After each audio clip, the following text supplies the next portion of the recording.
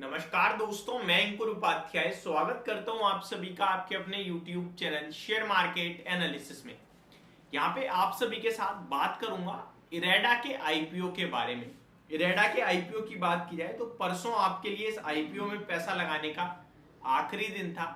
निवेशकों ने काफी बढ़िया रिस्पॉन्स दिया, काफी लोगों ने पैसा भी लगाया है। आज मेरे पास कुछ कमेंट्स आए, भाई मेरे को आईपीओ में अलॉटमेंट मिली है 1 लॉट की। तो सबसे पहले तो जितने लोगों को इरेडा के आईपीओ में अलॉटमेंट मिली है उन सबको कॉन्ग्रेचुलेशंस, और जिन लोगों को अलॉटमेंट नहीं मिली है या अभी तक मेल ही नहीं आई है तो उन लोगों से मैं कहना चाहता हूं कोई बात नहीं, बेटर लक नेक्स्ट टाइम। अब यहाँ पे एक इंपॉर्टेंट चीज है, अच्छा बहुत सारे लोगों को मेल ही नहीं आई होगी तो वो परेशान भी होते हैं, तो आप निश्चिंत रहिए, मंडे तक या तो मेल आ जाएगी कि भैया अलॉट किया है या नहीं किया है। एक चीज ये जरूर याद रखना, किसी ने 1 लॉट में अप्लाई किया था तो उसको 1 ही मिलेगा, और अगर 1 से ज्यादा में किया था तो बाकी का पैसा रिफंड होगा, 1 लॉट में ही आपका अलॉटमेंट मिलेगा अगर मिलेगा तो। क्योंकि जब भी ओवर सब्सक्रिप्शन केस होता है तो 1 लॉट ही मिलता है, क्योंकि सबको देना होता है, जितने ज्यादा लोगों को दे सके उतना ज्यादा अच्छा रहता है कंपनी के लिए, ये माना जाता है। ठीक है जी। तो अब यहाँ पे समझने वाली बात क्या है, इसीलिए मैं हमेशा कहता हूँ कि जब भी आपको दिख रहा है ओवर सब्सक्राइब हो रहा है तो फिर आप 1 ही लॉट में पैसा लगाओ ना यार, फालतू में ज्यादा पैसा ब्लॉक करके क्या मिलता है।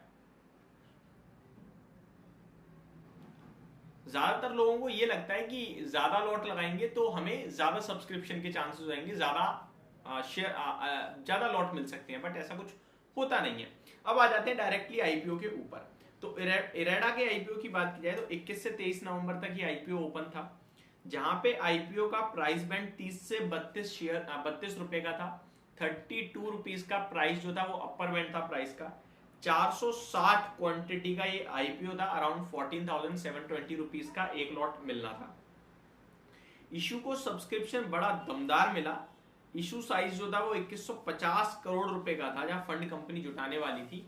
उसके सामने कंपनी को 38.8 टाइम्स की बिड मिली है, यानी कि ऑलमोस्ट 39 टाइम्स ये आईपीओ सब्सक्राइब हुआ है। अब मैं आपके साथ थोड़ा डिटेल शेयर करता हूं। अगर आप पहले दिन देखें तो 1.96% सब्सक्राइब हुआ, यानी कि 1.96 टाइम सब्सक्राइब हुआ।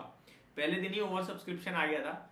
दूसरे दिन 4.56 टाइम्स हो गया, और लास्ट डे तो भैया 38.8 टाइम्स, जिसमें हाईएस्ट देखेंगे तो क्यूआईबी को कहीं ना कहीं सब्सक्रिप्शन मिला है। क्यूआईबी पोर्शन में सबसे ज्यादा पैसा लगाया गया है, 104 टाइम्स क्यूआईबी पोर्शन में पैसा लगाया गया।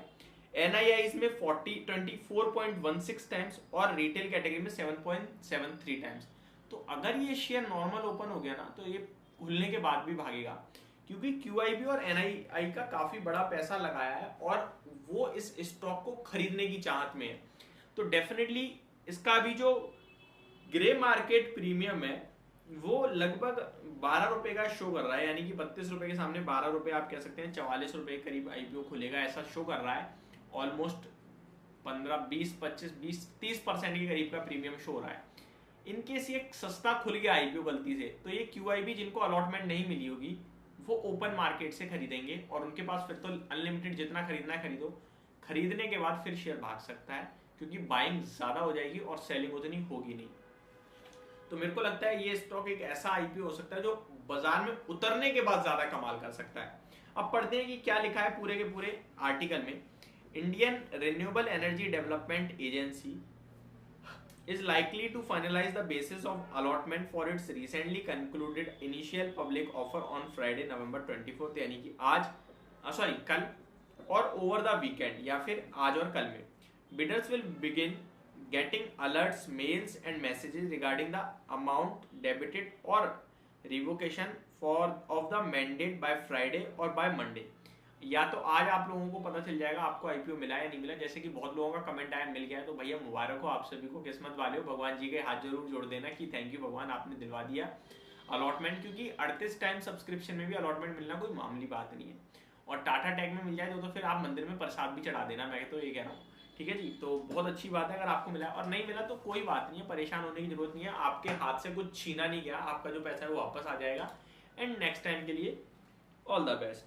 आगे बात करें तो IREDA sold its IPO in the price band of 30 to 32 apiece. It had lot size of 460 shares.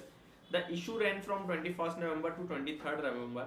The state-run PSU raised a total of 2150 crore via IPO, which included fresh shares of sale 1290 crore and offer for sale is around 26 crore 87 lakh 76,471 share. Issue was overall subscribed 38.8 times during the 3-day bidding process. QIB को सबसे ज्यादा मिला है, NII and उसके बाद retail category. Grey market premium of IREDA jumped following strong institutional investor response to the issue. Last heard, IREDA was commanding a premium of ₹12 a share. जिसमें जब शुरू हुआ था ये आईपीओ तो लगभग 8 रुपए का प्रीमियम था, अभी 12 रुपए का हो चुका है. तो ये एक अपडेट थी आप सभी के लिए. तो जिसको मिल गया भैया मुबारक को, पैसा बनेगा. एंड ट्रस्ट मी, आप ना खुलने के बाद बेचना मत इसे. जिस दिन लिस्ट होगा 2 दिन रोकना कम से कम, मेरे को ऐसा लगता है. बाकी मैं इसकी अपडेट आपके लिए ओपन मार्केट में भी दूंगा. Thank you so much for watching this video. Have a great day guys.